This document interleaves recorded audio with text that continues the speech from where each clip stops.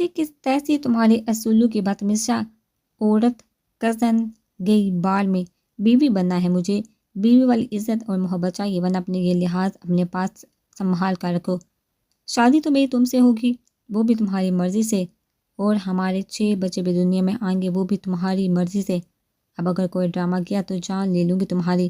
اپنی آنکھیں مسلسل زمین پر گرے بلاشاہ کے بالوں کو مٹھیوں میں دبوچے، بلاشاہ کے سر کو پوری طرح گھماتے، چلاتے ہوئے کہا تو بلاشاہ نے دانت پیستے آنکھیں بند کی ہی سبکا کو خود سے دور کرنے کی کوشش کی۔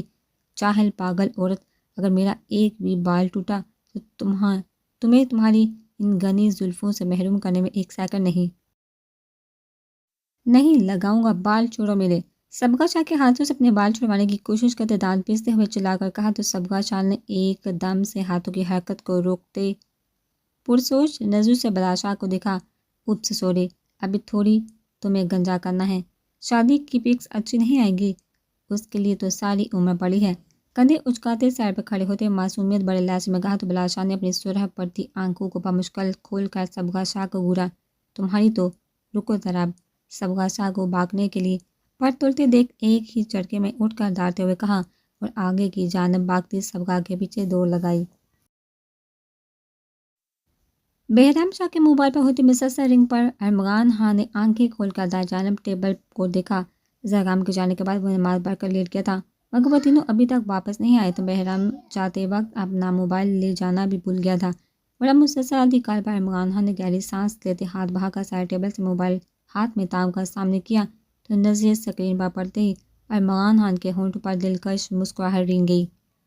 ایک نظر روم کے بند دروازے کو دیکھ دوبارہ سے موبائل کی اسکرین کو دیکھا جہاں سلوا شاہ کا نام جگمگا رہا تھا۔ السلام علیکم۔ کال اٹینڈ کرتے موبائل کان سے لگاتے گمبھیر لہجے میں سلام کیا تو دوسری جانب سلوا شاہ ایک لمحے کے لیے ساکت سی رہ گئی۔ لالا سے بات کرنی ہے مجھے، لالا کو فون دیے۔ سلوا شاہ کے سپار لہجے پر ارمغان خان نے جبرے بینتے گور کا موبائل کی اسکرین کو دیکھا۔ مجھ سے بات کرتے تمہاری زبان کو کیا تکلیف ہو رہی ہے؟ کوئی لالا والا نہیں ہے تمہارا، جہاں بات کرنی ہے تو مجھ سے کرو، اور جو بھی پیغام دینا ہے مجھے دو، میں بتا دوں گا۔ سخت لہجے میں جواب دیا تو ارمغان خان کے جواب پر سلوا شاہ نے تلملا کا موبائل فون کو گھورا، مگر پھر کچھ سوچ کر ہونٹوں پر طنزیہ مسکراہٹ رنگ گئی۔ ہاں پیغام تو دینا ہے، اور بہت ضروری پیغام ہے۔ لالا سے کہیے گا جو رشتہ انہوں نے میرے لیے دیکھنا تھا نا، مجھے پسند ہے، اور رات ارمان جی کی کال بھی آ رہی تھی، وہ سنڈے کو مجھے لنچ پر لے کر جانا چاہتے ہیں۔ میں اتنی ایکسائٹیڈ تھی لالا کو بتانے کے لیے، رات سے ویٹ کر رہی ہوں، مگر وہ ابھی تک آئے نہیں۔ گرے آنکھوں کو معصومیت سے پٹ پٹاتے بالوں کی آوارہ لٹ کو انگلی پر لپیٹتے نرم لہجے میں کہتی وہ پل میں ارمغان خان کو انگاروں پڑ کے سیٹ چکی تھی۔ موبائل پر گرفت مضبوط ہوتی جا رہی تھی، شہد رنگ آنکھوں میں پل میں خون اترا تھا، گردن اور ماتھے کی رگیں تن کر واضح ہونے لگی تھی۔ ایسے ہی پیغام دو سلوا شاہ کے جن کے جواب پر تمہیں اپنی جان سے ہاتھ نہ دھونے پڑے۔ اس ارمان کے تو ایسے ارمان نکالوں گا میں کہ اپنی بیوی کے بارے میں بھی نہیں سوچ سکے گا، اور سنڈے کو لنچ میں تمہیں ارمغان کے جنازے کی بریانی اپنے ہاتھوں سے نہ کھلائی تو میرا نام بھی ارمغان خان نہیں، مگر شرط یہ ہے کہ سرخ رنگ پہن کر تیار ہونا۔ چلو چھوڑو، محبوب سے کیسی شرطیں، تم بس میرے ہاتھوں سے بریانی کھانے کے لیے تیار رہنا، باقی اپنے رنگ میں تمہیں میں خود ہی رنگ لوں گا۔ دبے دبے لہجے میں گرا کر کہتے بنا سلوا کا جواب سنے کھٹاک سے فون بند کیا۔ وہ جانتا تھا کہ غلطی اس کی ہے، ناراض ہونا سلوا کا حق تھا، مگر وہ اس طرح بدلہ لے گی اس بات کا اندازہ نہیں تھا۔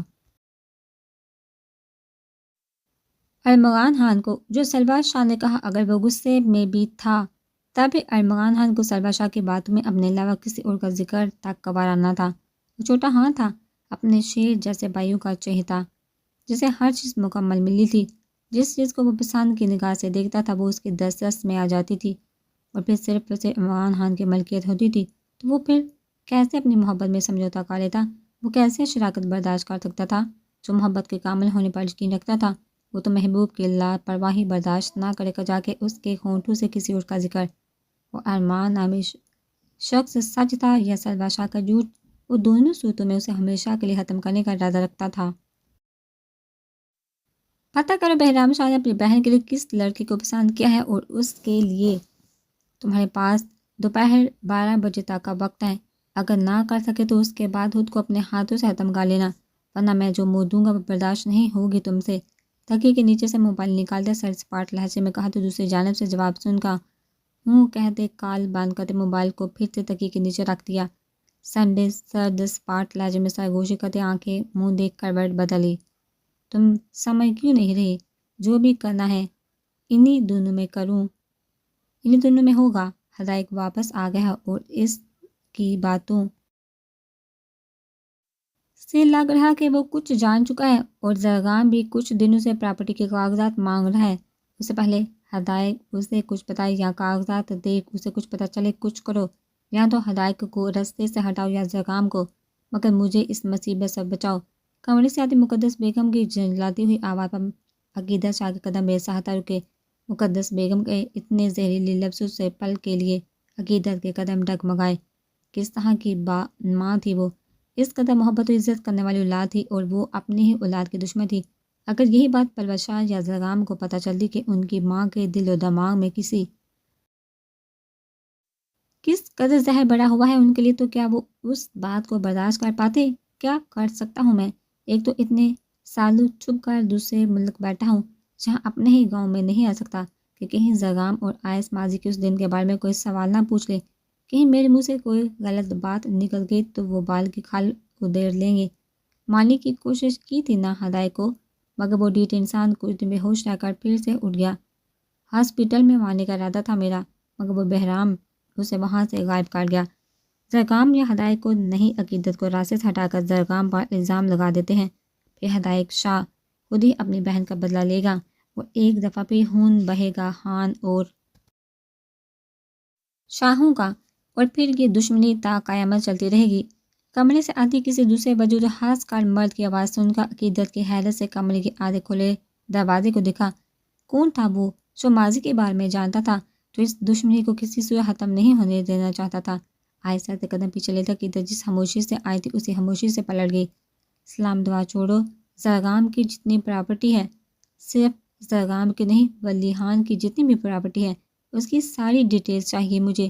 زرگام کے ڈیرے، ارمغان کے بزنس، ہر ایک چیز کے بارے میں چھوٹی سے چھوٹی انفارمیشن چاہیے۔ مجھے بزنس یا ڈیرے کے معاملات کے جتنے بھی کاغذات ہیں بنا زرگام کو شک ہوئے مجھے ان سب کی کاپی چاہیے۔ کل تک کا وقت ہے تمہارے پاس؟ اپنے کمرے میں آ کر کسی کو فون ملاتے سخت لہجے میں کہا تو دوسری جانب سے جی میڈم کہہ کر فون رکھ دیا گیا، جبکہ عقیدت نے آگے بڑھ کر اپنے بیگ سے پسٹل نکالی۔ مسٹرڈ کلر کے کرتے جس پر بلیک کلر کے پھول بنے ہوئے تھے، ساتھ جینز کی پینٹ پہنے، گلے میں مسٹرڈ کلر کا ہی دوپٹہ پہنے، گولڈن گنے بالوں کو کلپ میں قید کیے، گلے میں زرگام خان کے منہ دکھائی میں دی کے پینڈنٹ کو پہنے نظر لگ جانے کی حد تک خوبصورت لگ رہی تھی۔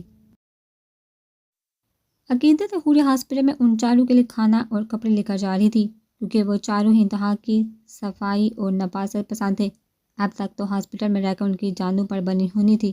تھوڑی دیر پہلے کشف بیگم گاڑی لوٹ آئی تھی، انہوں نے تو نہیں، مگر ڈرائیور نے بتایا تھا کہ عائشہ نے زبردستی انہیں واپس بھیج دیا ہے۔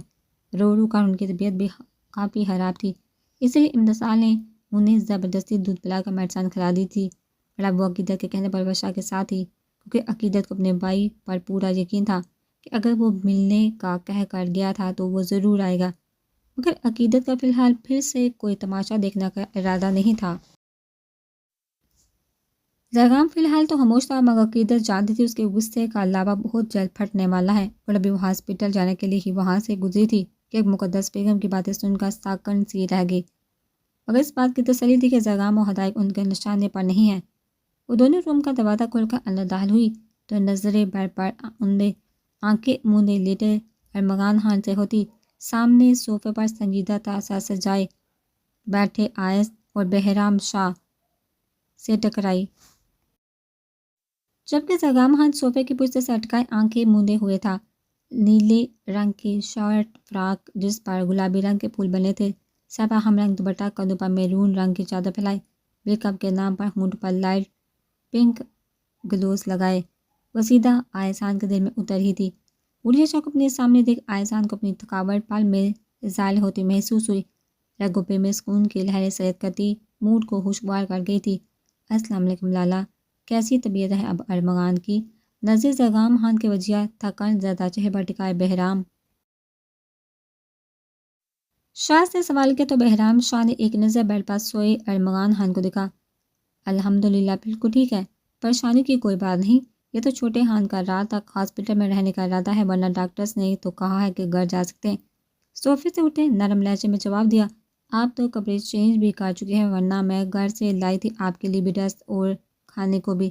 بہرام شاہ کو سرمئی رنگ کے کرتا شلوار میں دیکھتے ہوئے کہا تو بہرام شاہ نے مسکرا کر سر اس بات میں ہلایا، ہاں ڈرائیور کو بھیجا تھا تو سلوا نے بھیج دیے تھے کپڑے، میں گھر جا رہا ہوں، گھر جا کر ہی ناشتہ کروں گا کیونکہ آج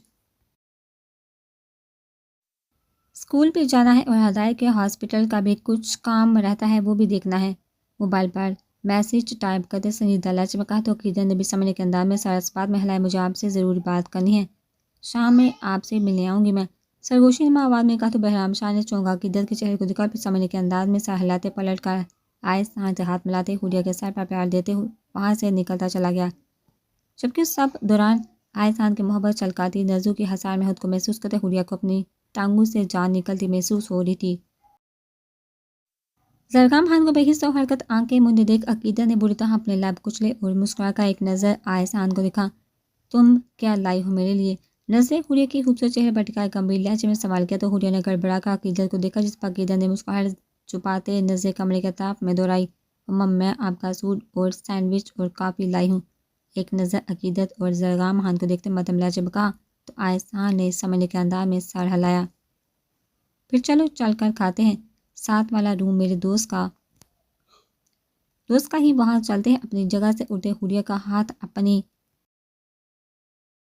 ساتھ گرفت میں لیتے جھکا کہا تو حوریہ نے سرپرا کر عقیدت کو دیکھا، ابھی وہ کوئی جواب دیتی کہ آہستہ حوریہ کا ہاتھ تھامتے دروازے کی جانب بڑھے، وہاں سے نکلتا چلا گیا۔ زرگام خان کے بائیں جانب بیٹھتے زرگام خان کے ماتھے پر بکھرے بالوں کو اپنے ہاتھ سے پیچھا کرتے محبت بڑے لہجے میں سرگوشی کی تو زرگام خان نے اپنی ہوں جھلکاتی آنکھوں کو وا کر کے عقیدت شاہ کو دیکھا، طبیعت ٹھیک ہے نا؟ زرگام خان کے گال پر اپنا ہاتھ رکھتے پھر سرگوشی نما آواز میں سوال کیا تو زرگام خان نے اس بات میں سر ہلاتے اپنے گال پر رکھے عقیدت کے ہاتھ کو تھامتے اپنے ہونٹوں سے چھوا۔ چھوٹا خان ٹھیک ہے تو گھر چلتے ہیں، جہاں رکنے کی کیا ضرورت ہے؟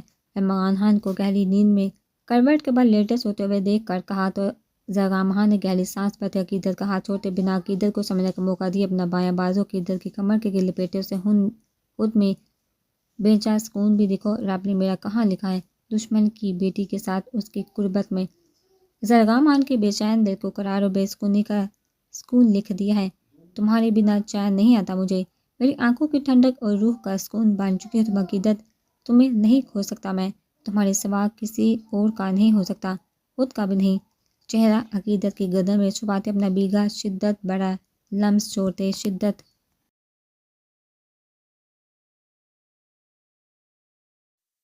بڑے لہجے میں سرگوشی کی تو زرگام خان کی شدت بڑے لمس اور ارمغان خان کی کمر میں موجودگی پر عقیدت کو اپنی جان نکلتی محسوس ہوئی، چہرہ حیا کی لالی سے تاپ اٹھا، بمشکل زرگام خان کا حصار توڑتے جھٹکے سے کھڑے ہوتے، دو قدم کے فاصلے پر کھڑی ہوئی زرگام خان کی قربت پر اپنی بے ترتیب ہوئی سانسوں کو بمشکل سنبھالتے گھور کر زرگام خان کے خمار آلودہ نظروں میں دیکھا، کپڑے چینج کر لو، اس میں بلیک کرتا شلوار تمہارے لیے اور سفید ارمغان کے لیے ہے، پھر یہ کھانا بھی ہے، میں ارمغان کو اٹھاتی ہوں کہ وہ بھی کچھ کھا لے۔ ٹیبل پر رکھے چھوٹے سے اسکائی بلو بیگ کو زرگام خان کی جانب بڑھاتے ہوئے کہا تو زرگام خان نے گھور کر عقیدت کو دیکھا اور خاموشی سے بلیک کلر کا کرتا شلوار نکالتا اٹھ کر واش روم میں بند ہو گیا، جبکہ عقیدت نے مسکرا کر سر جھٹکتے قدم ارمغان خان کی جانب بڑھائے۔ چھوٹے خان ارمغان خان کو کندھوں سے ہلاتے اٹھانے کی کوشش کی تو ارمغان خان کو گہری نیند میں سوتے دیکھ عقیدت نے گہری سانس بھری، وہ شاید دوائیوں کے زیر اثر تھا، ورنہ جہاں تک وہ جانتی تھی وہ بھائی گہری نیند تو نہیں سوتے تھے۔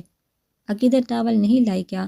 واش روم سے زرگام خان کی جنجلاتی آواز سن کر عقیدت نے گھور کر واش روم کے بند دروازے کو دیکھا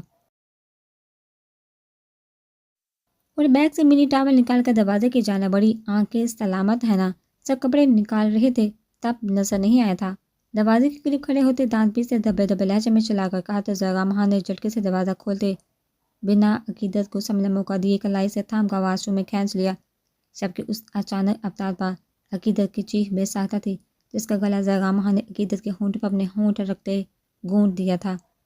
دروازے سے عقیدت کی پشت کو لگائے اپنے دونوں ہاتھ عقیدت کی کمر کے گرد لپیٹتے، سردی سے لپیٹے، شدت بڑا لمس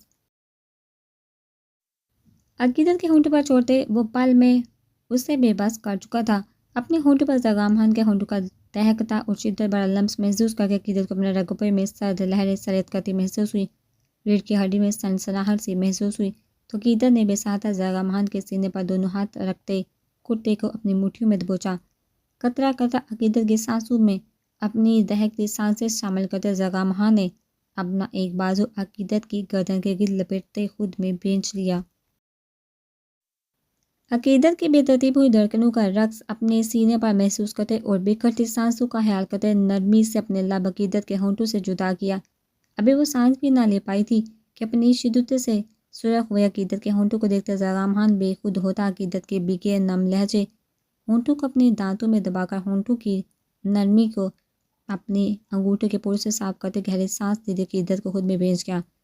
زغام خان کے چوڑے مضبوط سینے پر اپنا ہونٹ جھلکاتا چہرہ چھپائے عقیدت نے سختی سے زغام خان کے گرد اپنے بازو لپیٹتے ہاتھ کی مٹھی میں پچھ سے زغام خان کے کرتے کو دبوچے خود کو گرنے سے بچایا۔